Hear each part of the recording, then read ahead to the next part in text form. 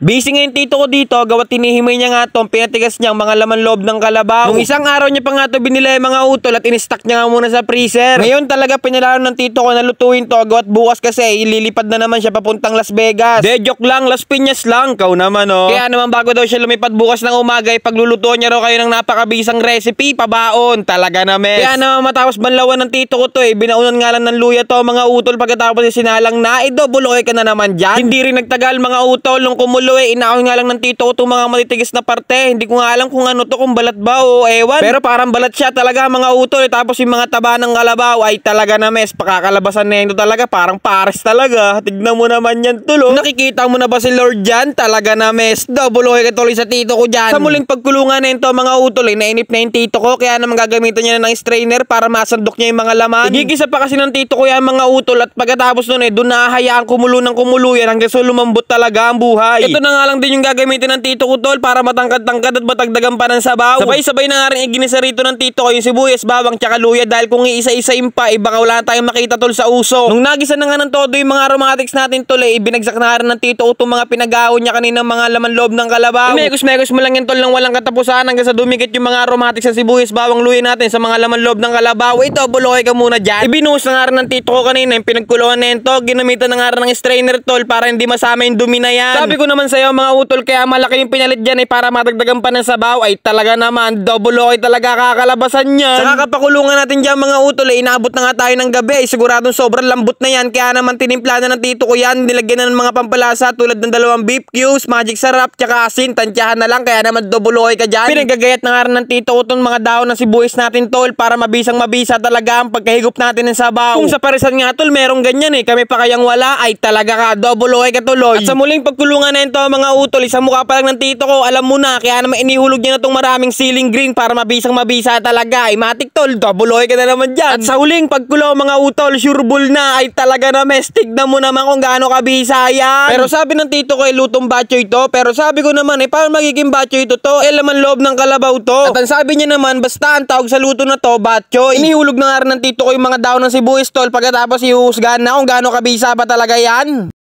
Yabi! Pabisa! Ay talaga naman, yung mga ganyang mabibisa tol hindi na pinapatagal yan, nililipat ang sakalan yan tol ng mapintahan ng maganda-ganda talaga namin Tignan mo naman kasi tol kung gaano kabisa yan ay sa mga taba pa lang tol, alam mo nang makakausap mo na si Lord. Ay talaga naman, hindi mo na kailangan pumunta ng parisan tol, nandito na, anli soup na, anli taba pa, kaya naman husgahan na ng tito ko yan ulit para malaman mo kung gaano kabisa pa talaga. Yabi! Pabisa! Ay talaga ka, ilagay mo na sa kanin ko yan to, tsaka only rice na rin please. May pang-ulam ka na, pang-pulutan, pang-pudre, pamapa, kung ano pa yan tol, ganapan mo na rin yan tol para mahusga mo. Kaya paano? Paalam!